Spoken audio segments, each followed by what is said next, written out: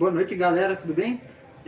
Hoje vamos começar aqui o nosso primeiro episódio do Pod Pato, nosso podcast sobre patologia veterinária e entusiastas. A gente vai falar um pouquinho hoje sobre inflamação e infecção, causas, sinais, tipos de lesões, né? exatamente, e algumas doenças, e vamos falar um pouquinho da prevenção. A gente tem alguns colegas que vão dar continuidade ao nosso papo aqui, né? Isso é nossa conversa. Nosso papo de pato. Nosso pato. Ixi! Preto e branco, preto e branco. Nosso papo de pato. Nosso papo de pato, exatamente. Bom, hoje estamos presentes aqui, eu, João, Lucas. Eu, Lucas. E o Emanuel. Boa noite. Nossos colegas vão dar continuidade para o nosso trabalho depois. Nosso papo aqui vai começar inicialmente explicando o que é uma inflamação e o que é uma... Ficou muito legal essa pergunta. E o que é uma infecção. Primeiramente, uma inflamação basicamente é uma defesa do nosso corpo, que veio de uma razão evolutiva. Se não existisse a inflamação, provavelmente a gente já teria sido extinto. Por quê? O objetivo dela é encontrar, combater e eliminar do nosso corpo os causadores do processo infeccioso e inflamatório. Basicamente, existem alguns mecanismos que desencadeiam esse processo inflamatório. Pode ser um trauma, pode ser uma intoxicação, pode ser frio, calor ou um agente biológico. Podendo ser uma bactéria, um protozoário, um parasita, um vírus. Exatamente. Mas quando a gente tem uma invasão por um agente biológico, ele deixa de se chamar inflamação, não deixa de ser uma inflamação, mas daí a gente começa a usar infecção. Infecção sempre vai ser uma inflamação, só que causada por um agente biológico. Só para ficar facinho de lembrar, toda infecção é uma inflamação, mas nem toda inflamação é uma infecção. Tem outras causas, como eu disse, pode ser trauma, pode machucar, enfim. Então, a gente sempre tem que observar, né, o comportamento dos nossos animais, né? Falando isso de um modo para um tutor, por exemplo, né? Observar comportamentos repetitivos, como lambeduras, o ato de escavar também, né? As intoxicações, basicamente pode vir de medicamento, alimentação. Às vezes o animal teve contato com alguma coisa que é tóxica em geral, produto né? Químico, né? Produto químico, tinta, animal às vezes, sei lá, você está pintando sua casa, ele vai lá e se esfrega na parede, tem um machucadinho ali, infecciona, por causa de uma intoxicação por tinta. É meio ridículo, assim, Produtos estéticos. produto estético. Em alguns estudos que eu cheguei a ver, não vou conseguir trazer um dado preciso, mas eu vi que a galera que usa minoxidil aí para crescer o cabelo, pode causar... Bem famoso. Pode causar um processo inflamatório grave no gato e muitas vezes é fatal, porque não tem muita informação sobre isso, então acaba levando à morte, muito fácil. É algo que tem que ser estudado ainda. É uma coisa que tem que ser estudada ainda, que é bem interessante de saber. Um bom tema com TCC, né? É verdade, um bom tempo TCC isso daí. Bom, agora fala um pouquinho aqui sobre a anamnese, que pode ser feita por nós, como médicos veterinários, que a gente vai ser. Muitas vezes, a maioria da anamnese, na verdade, vai ser composta por perguntas que a gente vai fazer para o tutor. Essas perguntas, basicamente, vão ser o tutor respondendo para a gente como o cachorro muda, qual é o comportamento normal e qual que é a mudança que teve para essa inflamação, essa infecção, essa nossa desconfiança, para a gente poder chegar a um diagnóstico aí, fechar um diagnóstico, na verdade. Se vocês quiserem dar uma continuidade aí nessa... De coçar acaba trazendo bastante prejuízo pro animal, né? Por exemplo, o animal que coça bastante vai desenvolver uma lesão, uma doença até de pele, né? Sim. Observar também, né, se o animal mudou seu humor, tem uma mudança de humor repetitiva ou quase que diária, né, também, sentido com dor. Eu acho que a dor é um principal sintoma, né, um sinal clínico, né, que a gente pode observar, né, através das características que ele vai demonstrar, né, quando está com alguma inflamação, alguma infecção, né.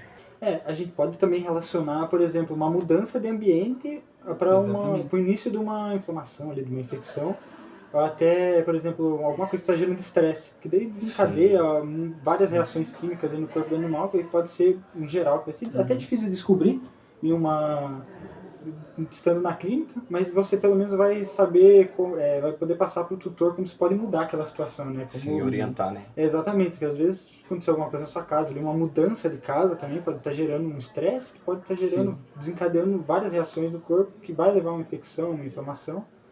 Sim. E junto ao ambiente também a questão do se ele está muito preso, se ele não tem acesso à rua, né? O acesso à rua ele não pode ser, como que posso dizer, muito livre, né?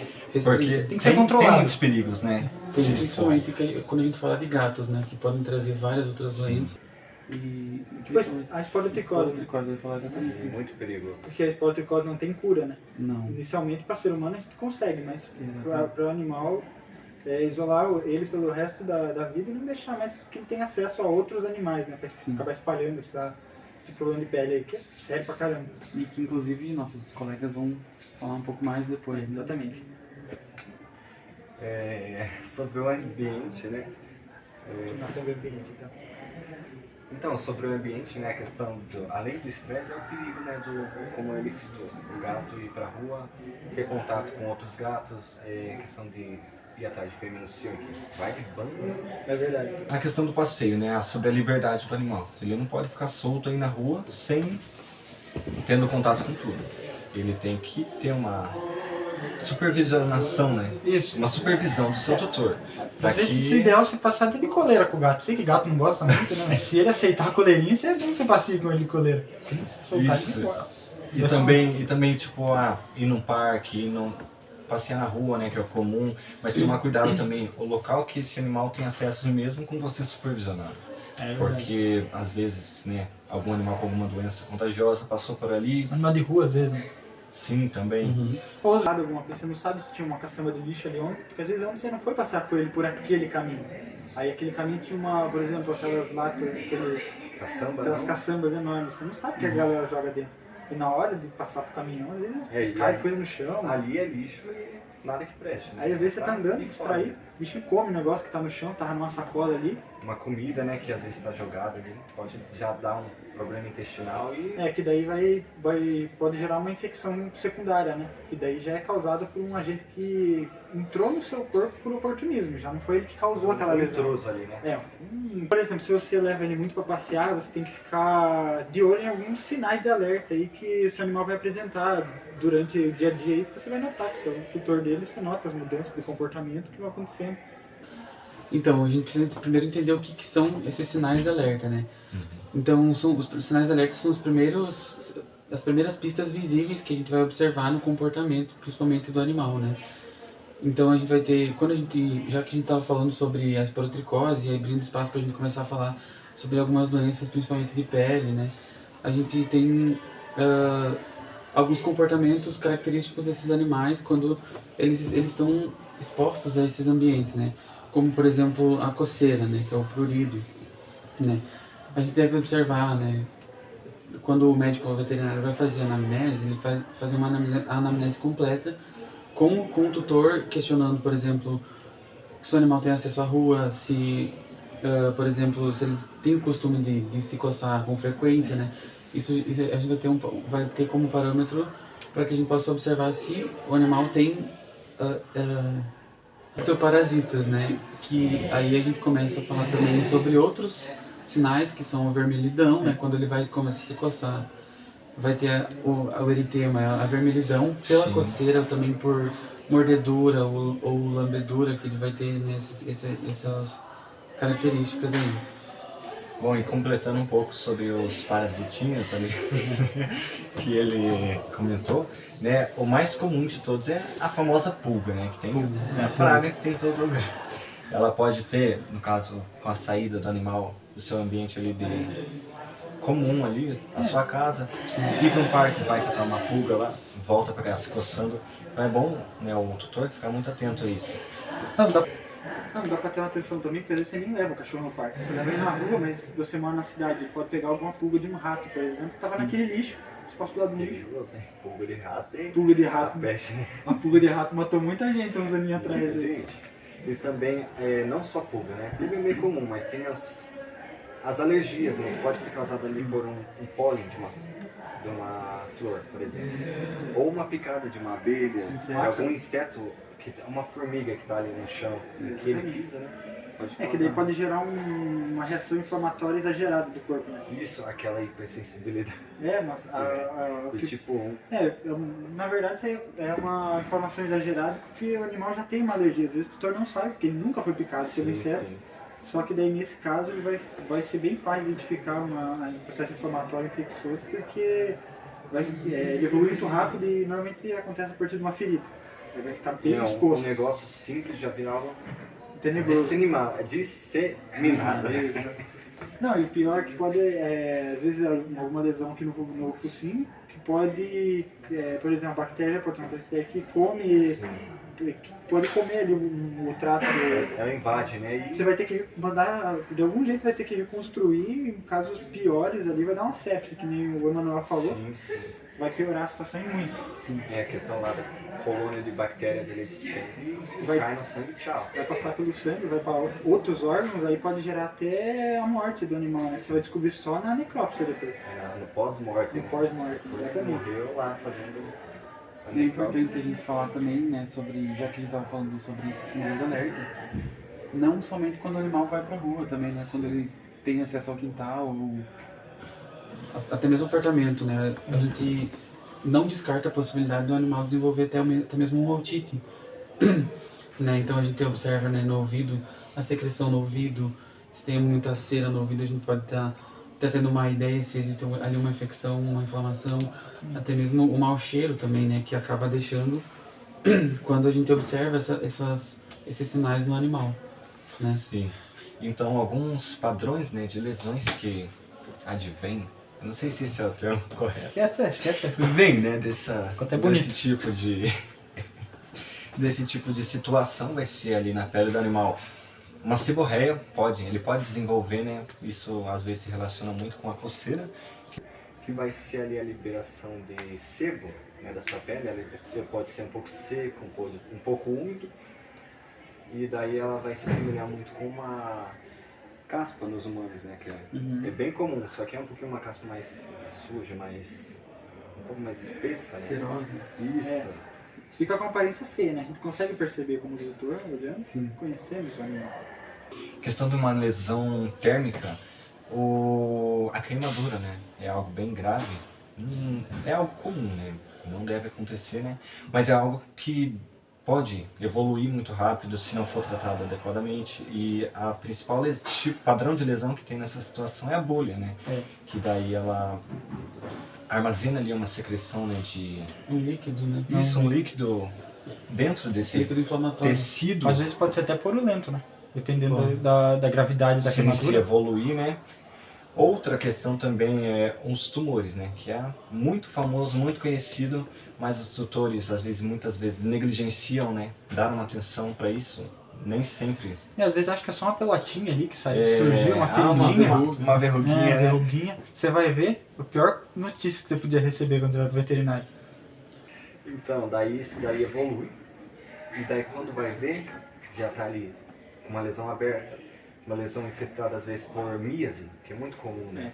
A míase está presente em bastantes casos assim, de tumores abertos. Aí é importante o tutor ficar atento, né? Porque dá pra ver. É que isso também é uma negligência, né? O tutor tem que ter atenção. Muitas vezes o doutor fala, nossa, surgiu do nada. Surgiu do Apareceu nada. ontem, né? Apareceu Como ontem. foi o nosso caso da furunculose eosinofílica, né? O doutor relatou que ontem à noite apareceu essa ferida, uma ferida gigante, né, no focinho do cachorro. Cobrindo o focinho inteiro, apareceu do nada. Isso vai nada. Bom, então esse tumor, ele se não tratado adequadamente, né? Ele pode se disseminar, que seria a metástase, né? Sim. Que vai se espalhar ali pelo corpo do animal. E daí é tchau, né? Porque o tratamento vai ser muito invasivo, às vezes é muito caro, agressivo, e às vezes é caro e o tutor não tem condições, né? O medicamento, na verdade, ele é um medicamento que o animal tem que tomar pro resto da vida daí, nesse caso. Daí seria um tratamento paliativo nessa questão? Exatamente. Porque, assim, quando você tem um tumor exposto, você, através de uma cirurgia ali, você consegue retirar, né? Uma operação se retira, só que se tiver metástase, ele vai crescer de novo. Sim. Não importa quando ele se retirar, ele vai continuar crescendo, porque ele já se espalhou, ele já está sistêmico. Então aí só vai ter que esperar dar a melhor vida possível pro seu animalzinho. Infelizmente, né? É outra de padrão de lesão que é bem comum é a descamação. Que é basicamente, então, a eliminação de células mortas ali da pele do animal. A célula morreu, a pele vai começar a se regenerar e vai começar, então, a ir embora a pele velha, fica a pele nova que... vai Isso é uma pele renovada, né? Isso, uma cobra ali, tipo. Bom, então a descamação que vai ser a eliminação ali de pele morta. Basicamente é isso, que o tecido do animal morre e ele vai se regenerar, surgindo outro tecido novo.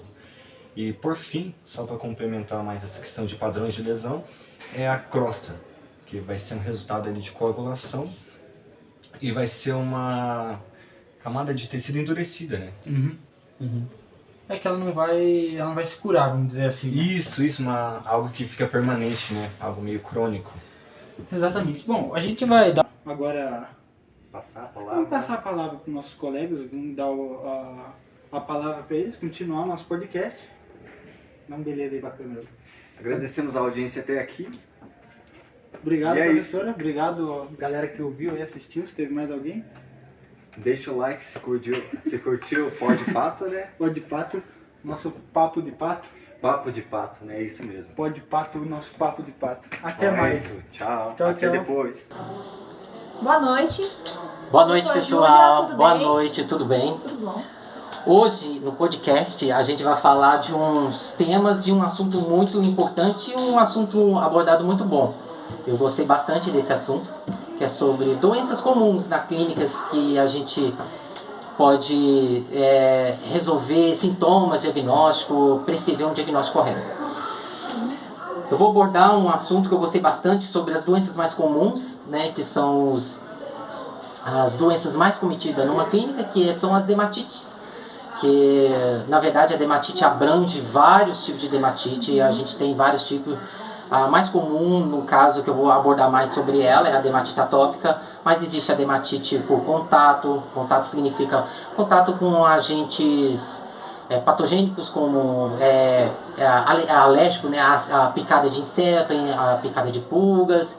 E também tem a dermatite infecciosa bactericida, né, que ela onde dessa alergia acontece uma infecção secundária e dessa infecção secundária penetra a bactéria, que essa bactéria pode ser um tipo de dermatite tipo de sarnas, né, uma sarna malamésia, ou vários tipos de sarnas. Mas eu vou abordar mais mesmo, que eu achei muito mais comum numa clínica, é o tutor. Aparecem muitos casos com dermatite atópica, ou seja, a dermatite atópica basicamente é ela está associada a alérgico, ela está associada à alergia. Como? Que tipo de alergia? Alergia, na verdade, ao ambiente, alergia à grama, alergia ao ácaro doméstico em casa, à poeira. Então a dermatite atópica ela abrange muito, então os sintomas é muito parecido com as outras, mas para um bom médico veterinário se identificar e fazer um diagnóstico correto, tem que aprofundar, tem que ciscar, varrer bastante, procurar analisar bastante os sintomas mesmo, analisar todos os sintomas que uma dermatite atópica pode aparentar, para saber fazer o diagnóstico e fazer aquele tratamento correto. Porque ele tende a confundir, né? Porque são vários sintomas diferentes, então ele pode às vezes achar que o cachorro, sei lá, o cachorro ou o gato, né, se machucou, ainda mais gato, né, que vai pra casa do vizinho, pula aqui, pula ali. Se coça muito, sim, né? Sim, o cachorro também, às vezes abre o portão, o cachorro foge, volta com algum machucado, ele acha, né, que foi um machucado simples, sim, mas pode às vezes levar a uma alergia mais sim, profunda, né? E daí não acaba não se aprofundando, pensando que é um machucado, não levando no veterinário e levando a consequências que são, muitas vezes pode ter ser irreversível, né? Sim, sim. Pode sim. levar ele a um diagnóstico pior. Sim, sim. Então por isso que é importante, né, levar no veterinário e ele fazer o papel dele. Isso, é o tutor levar na clínica e, na verdade, o papel também é muito importante do médico veterinário fazer o diagnóstico correto. Porque Sim. cada sintoma dessas doenças, dessas dermatite, ou tumores de câncer, alguma coisa, é o seu diagnóstico preciso para fazer o tratamento correto e saber qual medicamento vai atuar naquele tipo específico, né, de doença, né? Então Sim. abrange muita coisa, né? Então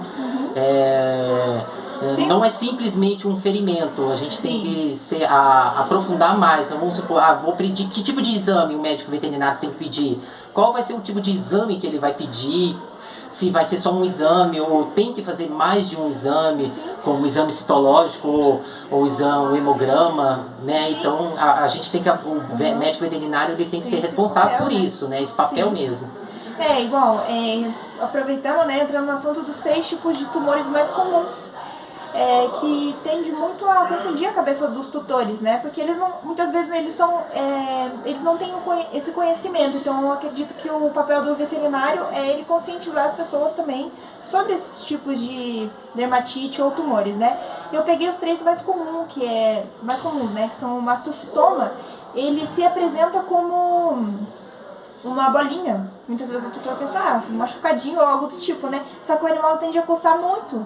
Então, às vezes, tem pessoas que associam coceira a, igual você falou, né? Pulga, picada de alguma coisa, inseto, formiga, né? Ou até a picada de bicho. Principalmente sarna, eles pensam. O cachorro começou a se coçar, foi pra rua, eles pensam pensa que é uma coceira simples, né? Não verifica, né? Não vou então, levar no veterinário. Sim, por isso que é importante levar no médico veterinário, porque por ser um tipo de tumor maligno, a chance do animal, se não for diagnosticar precocemente, ele é tende importante. a virar óbito por conta disso, ou sofrer muito por conta, né, disso. Também tem o papiloma, que é um tipo muito comum. Esses 3 ele é mais agressivo, o papiloma? Você acredita? Eu acredito que ele não seja o mais... benigno, maligno, ou Ele é benigno. Então ele não é Então, eu acredito que ele não seja muito agressivo por conta que ele se apresenta em forma de couve-flor, como se fosse um couve-flor ali, né? Num lugar só. Pode ser que ele vá embora, pode ser que volte. Ele desaparece. Ele vai e volta. Ele pode ir e pode voltar. Então, assim, se o tutor vê qualquer coisa diferente, é melhor levar, né? Porque...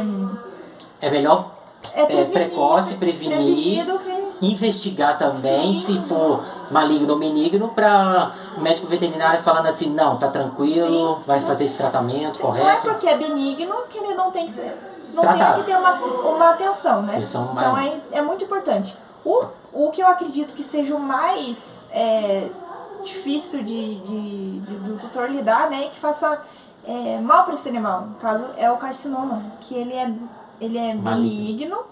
Benigno. Pode se tornar maligno. Ele começa então benigno e se torna maligno, então, praticamente. Eu acredito que dependa do estágio que o tutor levar pro veterinário. O estágio, né? Que esteja, né, o animal naquela situação. Sim, porque como ele se apresenta? Ele se apresenta como uma ferida que não cicatriza. Então eu acredito que ele seja até o pior, porque assim, pior pro tutor. Ele é escondido, né? Ele se esconde e depois volta. Não, ele tende a ter várias feridas, né? Espalha no corpo todo, então. Isso, porque que acontece?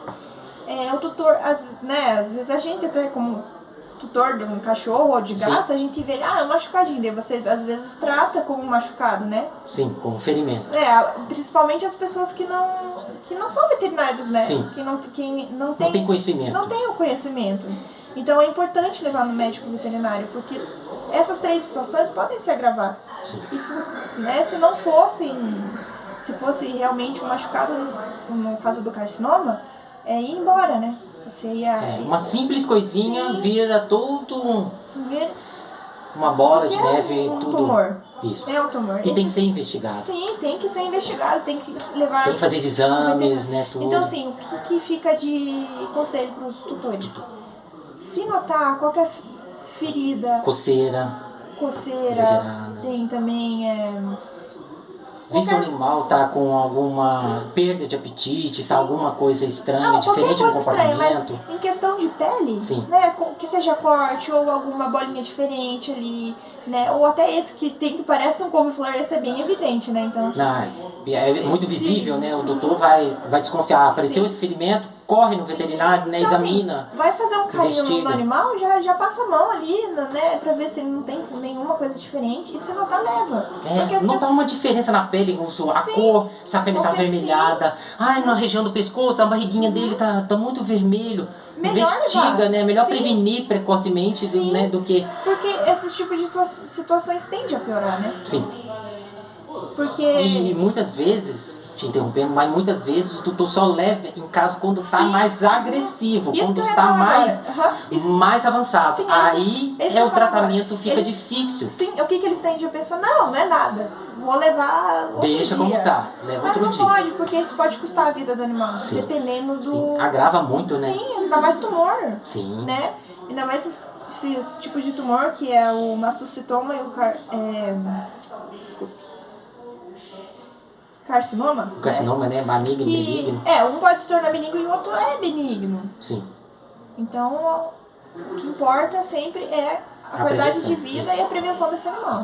O tutor tem que investigar mesmo, né? Qualquer Sim. coisinha que você vê no seu animal, por simples que seja, Uhum. vai ao médico veterinário, Porque- conversa com ele, tira dúvidas, Exatamente, porque eles não falam. faz os exames, né? Eles não falam, eles não conseguem falar, olha, eu tô notando que tem Algo algo diferente. diferente aqui na minha pele, né? Não somos igual Né? nós. Ah, tá vermelhinha aqui a orelhinha. Ah, deixa pra lá, ele bateu em... Talvez nem bateu, talvez aquilo tá começando, aquele pontinho pra dar um gatilho Sim. pra começar uma infecção Aham. bactericida, uma dermatite, ou um tumor maligno ou Sim. benigno. Sim, é exatamente isso. E o tutor ser sincero, né? Ele falar, não ter medo de falar, porque às vezes um detalhezinho que ele fala de diferente dá um diagnóstico. Faz, sim. Nossa, isso você dá mais qualidade de vida também Sim, pro animal, aham. né? Então é responsabilidade, acho que tanto do veterinário quanto do tutor do, Sim, se do formar gato mais. do cachorro. Sim. Então é isso. Muito obrigada pelo. Eu que agradeço Papo de hoje. pelo tema, adorei Muito esse obrigada. podcast. Sim. Obrigado a todos. Muito obrigada, tenha uma ótima noite. E assim a gente encerra o podcast por hoje. Muito obrigada pela presença de todos. Muito obrigada por você que assistiu. E fica a dica. Cuide sempre do seu animal, do seu bichinho, né? Pra ele ter a melhor condição de vida. Sempre leve ao profissional médico veterinário. Como a minha amiga falou, esse podcast, a gente abordou muitas coisas importantes, né? Sobre os sintomas e as doenças mais comuns, né? E o melhor conselho que eu posso dar é a prevenção é o melhor remédio. Então, e é isso. Um obrigado a todos pela participação, pela atenção de todos a assistir o nosso vídeo. E obrigado.